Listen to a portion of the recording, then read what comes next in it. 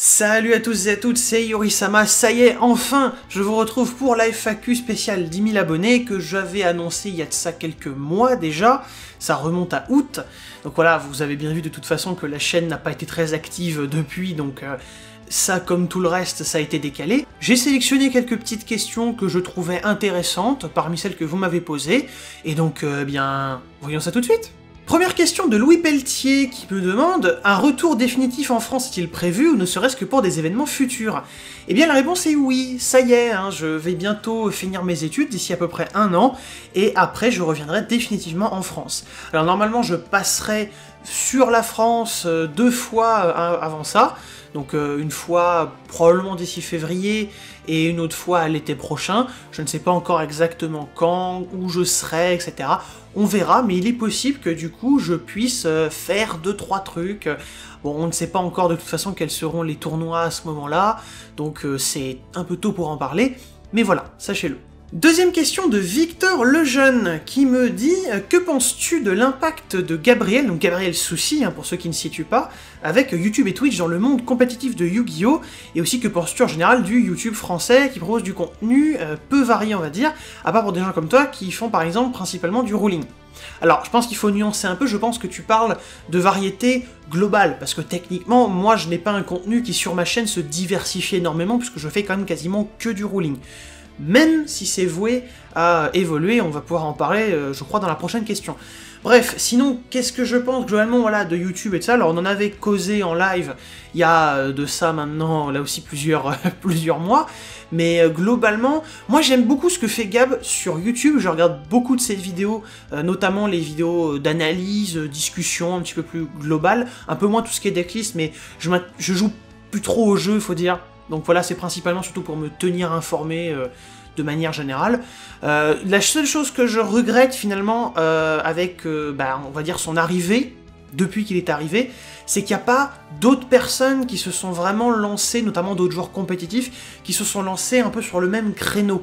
Et je trouve ça dommage parce que, du coup, c'est pas la faute de Gab, c'est plutôt la faute des autres en général, mais du coup, le problème, c'est qu'on a quasiment que lui qui s'exprime avec une assez grosse, je pourrais dire pertinence, je pourrais aussi dire légitimité, c'est peut-être même d'ailleurs un meilleur terme, mais voilà, c'est un peu le seul qui a cette parole-là avec autant de valeur, si je puis dire, et du coup ça polarise très légèrement, parce qu'en gros, il y a beaucoup de gens qui ne parlent quasiment que de ses opinions, je trouve que assez souvent il les défend plutôt bien, mais comme je suis pas non plus à fond dedans, vous voyez, ça serait peut-être bien qu'on puisse avoir d'autres joueurs compétitifs qui s'expriment, parce que ça permettrait aussi de cimenter certaines opinions, parce que si elles reviennent chez plusieurs joueurs compétitifs, au bout d'un moment tu te dis que oui, c'est peut-être pas du tout une question d'opinion en fait, en tout cas beaucoup moins.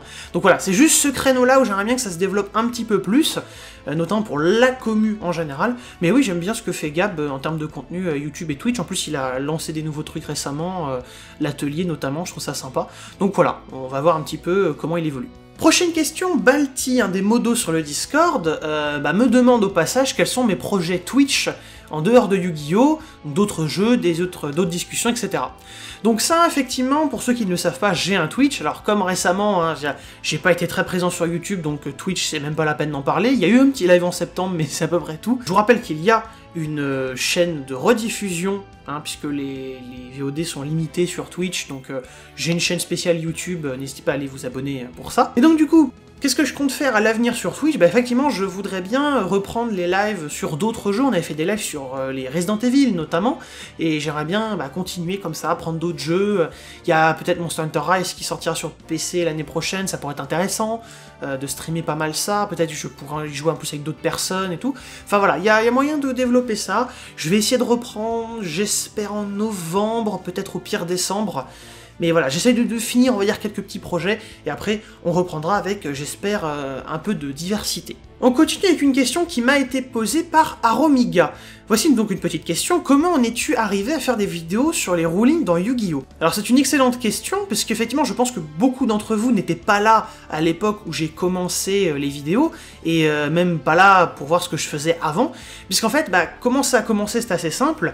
Ce que je faisais à l'époque, c'est que je prenais les joueurs qui revenaient, qui notamment s'exprimaient sur les Discord, ou beaucoup les Facebook d'ailleurs à l'époque, avant que je sorte les premiers tutos.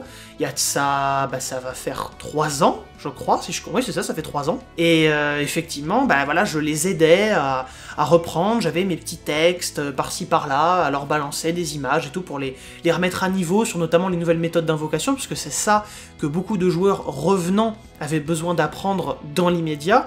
Et au bout d'un moment, je me suis dit, ça serait quand même bien que je puisse leur envoyer des vidéos directement, ça m'éviterait de passer 1 heure avec eux à chaque fois, parce qu'au bout d'un moment c'est un petit peu long, surtout que c'est principalement moi qui envoie des pavés de texte et puis qui attend simplement que la personne les lise. Donc j'ai décidé de faire une vidéo, plusieurs vidéos. À la base d'ailleurs ça devait être des vidéos tournées en IRL comme ça, mais j'avais pas toutes les cartes nécessaires, donc au lieu de faire un truc un peu dégueulasse, j'ai utilisé mes petites compétences sur... je crois que c'était Vegas Pro à l'époque d'ailleurs, sur ce sur quoi je montais. Peut-être que c'était Première, peut-être que c'est là où je suis passé sur Première. Mais bref, voilà, j'ai décidé d'utiliser ça, enregistrer simplement une voix off, et puis tout faire à l'image. Tout faire au montage, je veux dire. Et voilà comment j'en suis arrivé là. Alors justement, on va pouvoir continuer sur ce sujet, puisque Cadence me pose une question, ou Cadence peut-être, oui, c'est même probablement plutôt ça, qui me demande « Bonjour, je t'ai découvert en suivant l'émission Club Yu-Gi-Oh! Mais je me suis toujours demandé comment, en gros, comment moi j'en suis venu à jouer l'arbitre sur cette émission. » Donc pour ceux qui ne le savent pas, peut-être pas, même si bon, maintenant je continue à le faire quand même avec Zulu quand il est passé en solo, mais sur ces émissions du coup Club Yu-Gi-Oh! À partir d'un moment, j'ai été invité à être une voix off. Donc on m'envoyait le stream via Discord, et je commentais, évidemment ils recevaient mon audio, et je pouvais commenter comme ça l'émission en direct, pour notamment les aider et faire un peu le juge. Notre arbitre, notre voix off de Club Yu-Gi-Oh! Comment ça va Yori? Ça va très bien, salut les gars. Salut. Voilà. Salut à toi, salut. Alors Yori, t'es un petit peu notre expert Yu-Gi-Oh! Expert au niveau des règles. D'ailleurs, en revenant un peu sur cette période-là, je suis très légèrement déçu d'avoir été autant mis en avant à cette époque, parce que c'est une époque où j'avais pas du tout le niveau que j'avais actuellement. Il y a un petit décalage entre l'image que je donne à cette époque-là, qui était globalement pas mal, mais j'avais quand même encore besoin d'aller chercher des choses, alors qu'aujourd'hui, je suis quand même beaucoup plus... je peux répondre beaucoup plus du tac au tac, quoi, on va dire. Et donc bref, comment est-ce que j'en suis venu à jouer l'arbitre? Eh ben, j'ai justement dû aller chercher, remonter très loin dans mes MP avec Zulu. Et en fait, c'est lui qui m'a proposé, tout simplement, en fait, un jour, il m'a parlé de cette idée, et de fil en aiguille, on a simplement installé ça. Donc voilà, l'idée est venue de lui. Je vous avoue que je ne sais même pas, en regardant les MP, je n'ai pas retrouvé de point à partir duquel on a vraiment commencé à se parler. Je sais pas exactement comment est-ce qu'on est pour la première fois entré en contact, mais voilà, on se connaissait depuis plusieurs semaines, plusieurs mois, et il m'a simplement proposé au bout d'un moment de venir. Voilà, c'est pas plus compliqué que ça. Éclat de Feu me pose une question, me félicite, comme beaucoup, et je vous remercie d'ailleurs, hein, vous m'avez beaucoup félicité dans la vidéo justement d'annonce, donc voilà, je vous remercie pour tous vos messages gentils. Et donc tu me demandes, pour la FAQ, si tu devais reboot un archétype déjà existant, lequel serait-ce? Donc par reboot, j'entends reprendre à peu près le même concept, mais refaire les cartes, quoi, refaire les effets. Eh bien, il se trouve que moi j'ai quand même une idée assez précise, et j'aime bien cette question. Moi je pense que si je pouvais reboot un archétype, ce serait Néos. Tout ce qui est néospatien, parce que c'est un archétype qui a pas hyper bien vieilli, les dernières cartes de support sont sympas, mais le problème c'est que la plupart des fusions sont pas ouf, les néospatiens sont pas ouf, Néos il est pas facile à sortir, etc. etc. Bon, c'est plus facile maintenant, c'est sûr. Mais voilà, globalement, moi j'adore le concept. C'est juste que j'aurais aimé que les cartes soient meilleures. Donc ouais, si je pouvais vraiment avoir le même concept, mais juste avec des cartes plus modernes, totalement Néos et néospatien. On va passer maintenant à une question un petit peu plus au niveau des rulings en eux-mêmes, puisque la Reine des Mauvaises me demande pourquoi est-ce qu'il y a des choses importantes qui ne sont pas notées directement sur les cartes, ou même dans le livret de règles d'ailleurs qu'on a.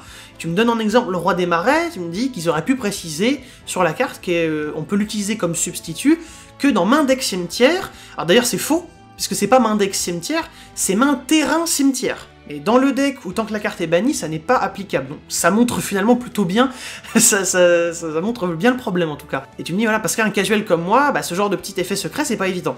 Je suis tout à fait d'accord que ça n'est pas normal, alors faut savoir qu'en OCG les textes ne sont pas aussi rigoureux que chez nous, parce que eux ils ont toute une base de données avec plusieurs points pour chaque carte du jeu, et même assez souvent des points spéciaux, des questions-réponses pour plein de situations qui sont justement pour plusieurs cartes, parfois qui sont reliées à d'autres cartes, etc. Bref, ils ont toute une base de données que nous, on n'a pas. Nous, en gros, en TCG, on nous a donné 2-3 articles, et après on nous dit « démerdez-vous avec ce qui est écrit sur le texte ». Sauf qu'évidemment, on ne fait pas comme ça, c'est pour ça qu'on utilise autant les rulings OCG, ça demande aussi une bonne compréhension de ce qui est admis comme étant appliqué pareil et pas appliqué pareil.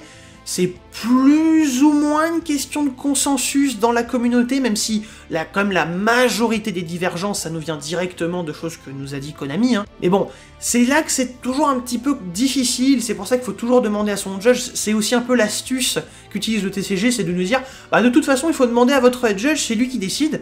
Oui, c'est facile, mais du coup, ça cause tout un tas de problèmes, de rulings qui sont pas les mêmes d'un event à l'autre, plein de choses qu'on est obligé d'apprendre sur le tas, qu'on peut pas vraiment apprendre, effectivement, ni dans le livret de règles, ni dans des articles de Konami, ni simplement en lisant les cartes.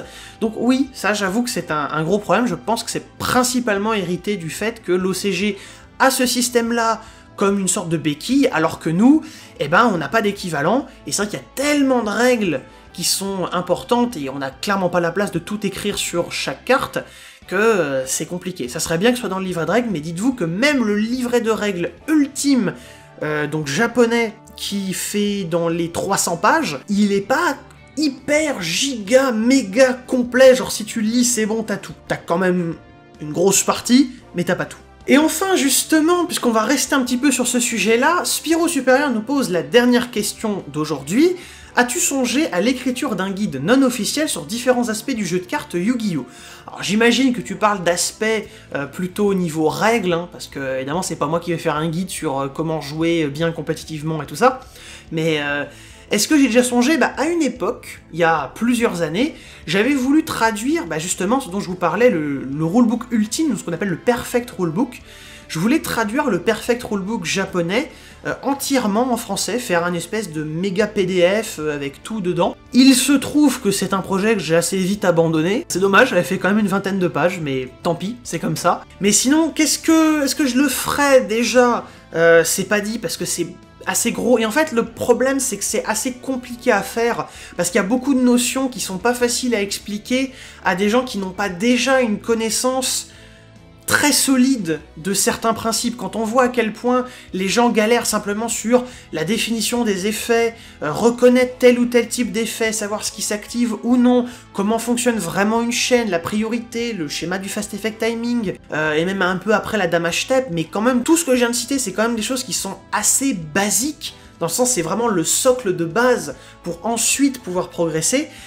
Et le problème c'est que justement, là c'est déjà très difficile, donc faire des articles sur des aspects encore plus compliqués, c'est un petit peu casse-gueule. Alors, ce que je pense faire un jour, faut que je prenne le temps de le faire, mais ce que je pense éventuellement faire un jour, vous savez que j'ai un petit Google Drive où je mets plusieurs documents, j'aimerais bien faire un document texte avec en fait une liste de rulings officiels qui serait ordonné, trié, avec un vrai sommaire et tout, pour expliquer certaines situations. Donc par exemple, vous voulez savoir un truc par rapport au bannissement, vous allez dans la partie bannissement, là vous avez une liste de rulings, avec tous du coup un petit intitulé et la traduction en français du ruling, et donc vous cherchez déjà les intitulés, vous dites ah oui d'accord, donc c'est plutôt cette situation là que je veux, ok donc le ruling c'est ça, ok super, et là j'ai la source, ok voilà. C'est un petit peu comme ça, voilà, un espèce de petit recueil en fait de ruling bien trié. Ça c'est peut-être un truc que je ferai un jour, c'est pas dit, je ne le promets pas, mais même pour moi ce serait pratique en fait. Donc je me dis, hein, ce serait sympa de m'y mettre un jour. Voilà, dites-moi ce que vous en pensez, mais voilà, j'espère que ça va se faire. Et bien voilà, on a fini cette petite FAQ, il y avait un peu moins de questions je crois que dans les fois précédentes, mais j'ai fait exprès de prendre des questions où j'avais vraiment des choses à dire. Beaucoup d'autres questions, soit j'y avais déjà répondu, je rappelle que j'ai fait quand même pas mal de FAQ par le passé, ou sinon j'avais pas spécialement grand chose, ou j'avais pas vraiment la réponse. Donc voilà, je vous remercie, n'hésitez pas à liker, partager la vidéo, commentez-la bien sûr, dites-moi ce que vous voudriez voir dans les prochaines vidéos, n'hésitez pas toujours à commenter les différents points ruling, donc les nouvelles vidéos ruling, le nouveau format, avec les questions que vous voulez voir pour la prochaine édition, et puis bien sûr je vous donne rendez-vous pour les prochaines vidéos. Salut les gens!